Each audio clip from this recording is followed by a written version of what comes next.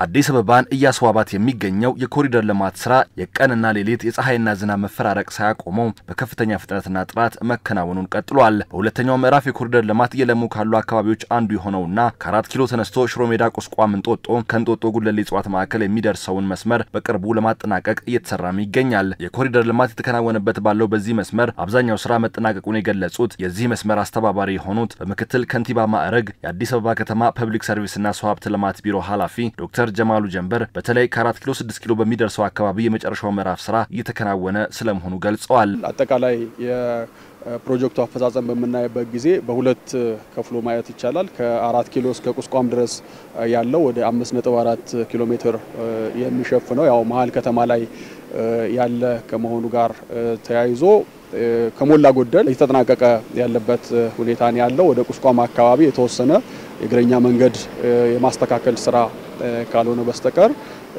እስከ 6 ኪሎ ድረስ እንደምታዩት የአስፋልቱን የማስፋት ስራ፣ የእግረኛ መንገድ፣ የሳይክል መንገድ፣ የመንገድ መብራቶች ሙሉ ለሙሉ ማለት በሚቻል መልኩ ተጠናቀዋል። ከተማዋን ለነዋሪዎቿ ምቹ ማድረግና ከሌሎች የዓለም ከተሞች ጋር ተወዳዳሪ ማድረግ የዚህ የኮሪደር ልማት ስራ ዋነኛ ዓላማ መሆኑን ያነሱት ዶክተር ጀማሉ ጀንበር ከተማዋን ስማርት የሚያደርጓት መሰረተ ልማቶች መዘርጋታቸውንም ተናግረዋል። ያው ከተማችን ለነዋሪዎቿ ለእንግዶቿ ምቹ እንድትሆን እናደርጋለን። ዓለም የደረሰበት ደረጃ እንድትደርስ የአፍሪካ መዲና እንደመሆኗ መጠን የተሰጣትን ኃላፊነት በሚመጥን ደረጃ ላይ እናደርሳለን በሚል ነው እነኚህ ስራዎች እየተሰሩ ያሉት።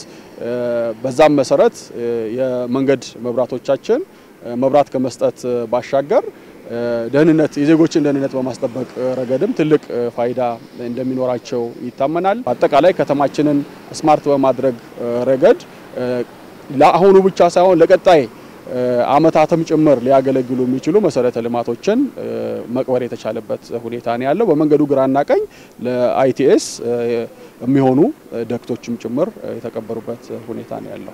በዚህ የኮሪደር ልማት የተከናወነበት ባለው መስመር ለበርካቶች የስራ ዕድል መፍጠር መቻሉን የገለጹት የኮሪደሩ አስተባባሪ ስራው ከተጠናቀቀ በኋላም ምቹ የንግድ አካባቢዎችን የሚፈጥር ስለመሆኑ ገልጸዋል። በዚህ የኮሪደር ልማት ስራችን ለበርካታ ዜጎች የስራ ዕድል ተፈጥሯል። በኮንትራክተሮች አዳዲስ ማህበራትም በግሪነሪ በማኑዋል ስራ በተለያየ መልኩ የስራ ዕድል ተፈጥሮላቸዋል። የለሙት መሰረተ ልማቶችም ለብዙ ዜጎች የስራ ዕድል ሊፈጥሩ የሚችሉ ናቸው። የአረንጓዴ መሰረተ ልማቶች ፕላዛዎች አሉ። በመንገድ ግራና ቀኝ ያነሳናቸው የንግድ ቤቶች አሉ። ከንግዳቸው ዜጎች እንዳይወጡ ለማድረግ የሚያስችሉ ምቹ የንግድ አካባቢዎችን በመፍጠር ረገድ በተለይ ሽሮ ሜዳ አካባቢ ትላልቅ ስራዎች የተሰሩበት ሁኔታ ነው ያለው ማለት ነው። የኮሪደር ልማት ስራ አዲስ የስራ ባህልና እሳቤን ያመጣ ነው። ስራው በፍጥነት እንዲጠናቀቅም ሰራተኞችን እራት ከማብላት ጀምሮ ከተለያዩ የህብረተሰብ ክፍሎች ጠንካራ ድጋፍና ትብብር የተደረገ ስለመሆኑም በምክትል ከንቲባ ማዕረግ የአዲስ አበባ ከተማ ፐብሊክ ሰርቪስና ሰው ሀብት ልማት ቢሮ ኃላፊው ዶክተር ጀማሉ ጀንበር ገልጸዋል።